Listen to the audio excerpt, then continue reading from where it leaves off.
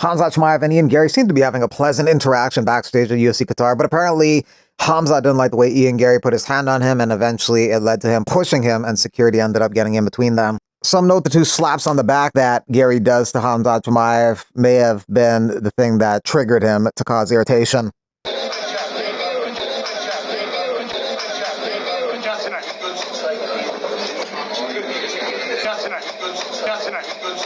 I went up to Sarukian. I congratulated him.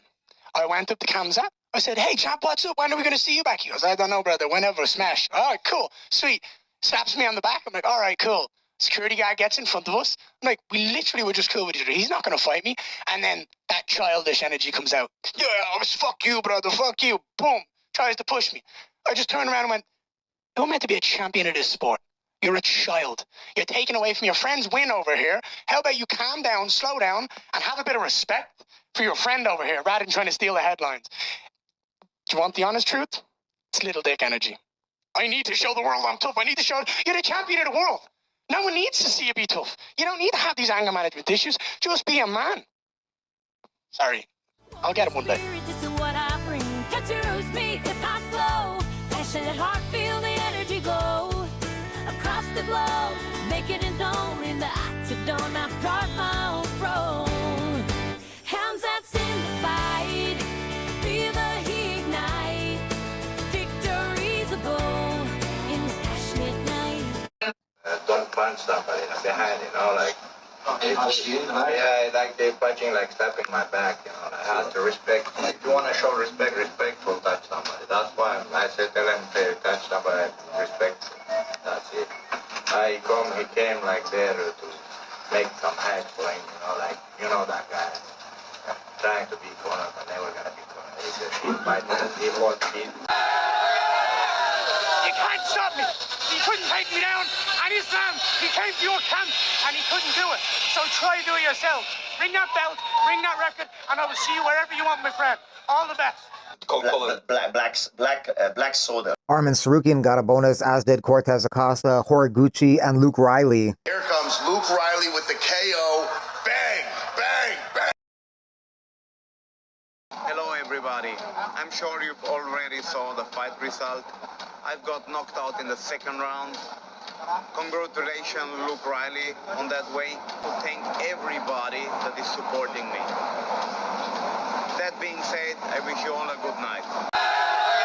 Immediately after losing at UFC Qatar, Shamrock put up his shorts and his gloves up for sale. Lost half my paycheck there tonight. Any rich Qataris want to buy my debut shorts and gloves, shout me. Need to take my mom out of the ghetto. Tonight, it is what it is, man. It is what it is.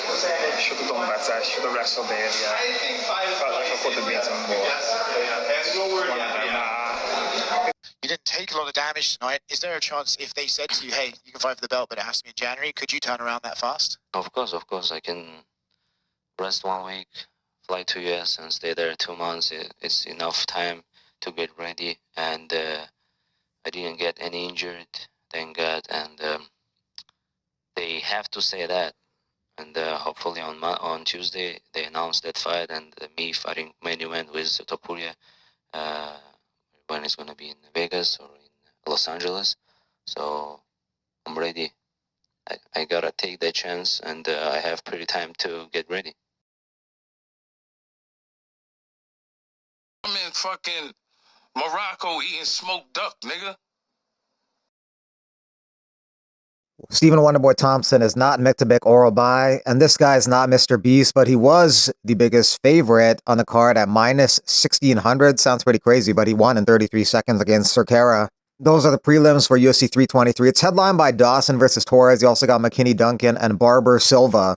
Bobby Green will be taking on TBD on the next card. That's December 13th, which is headlined by Roy Val versus Kopp. Dana White will like this attitude from Kyoji Horiguchi. He wants to fight Pantoja even though he's his teammate. But Pantoja first has to beat Van. Get the UFC belt, Where's the Pantoja? he's my teammate, but it doesn't matter. I will beat you ass.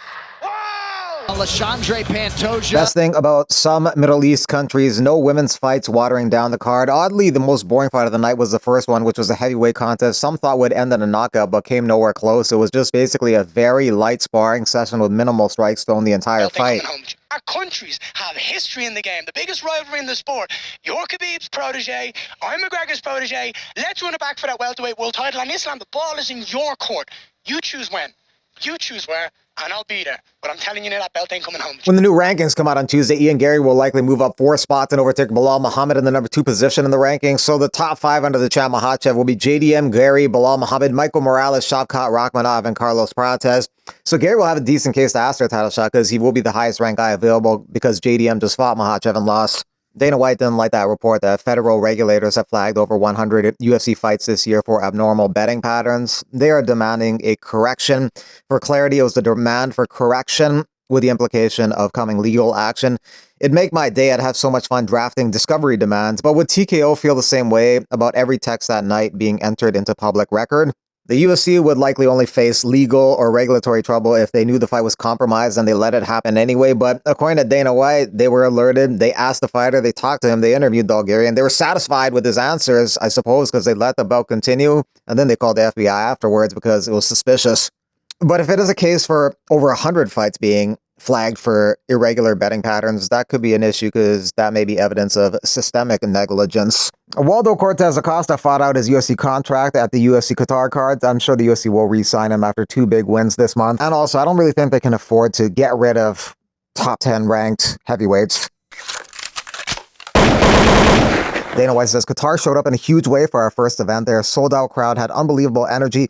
It was a really good card, but I don't think Dana was there. Hunter Campbell was present, but not Dana. There was 9 finishes on the card, which makes it hard to pick who gets performance bonuses. That's why some people think they should give a bonus for all finishes, but on a card like this, they'd end up paying $450K as opposed to $100K, and they don't want to do that. Bilal Muhammad on the loss to Ian Gary says, we couldn't get it done. Thank you, Doha, for the memories. Thank you to my team and family and friends that are with me no matter what.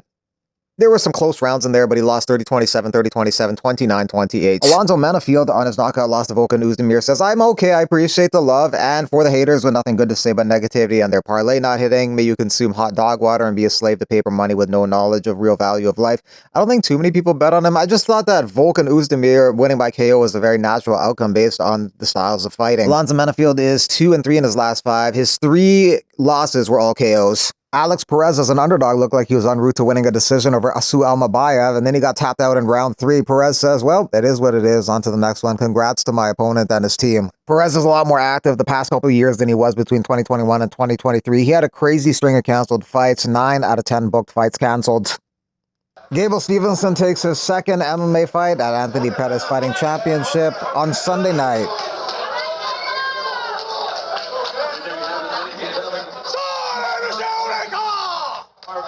Like, comment, subscribe, and share if you want to donate. You can via Super Thanks and a link on the main page. Until next time, thank you for watching.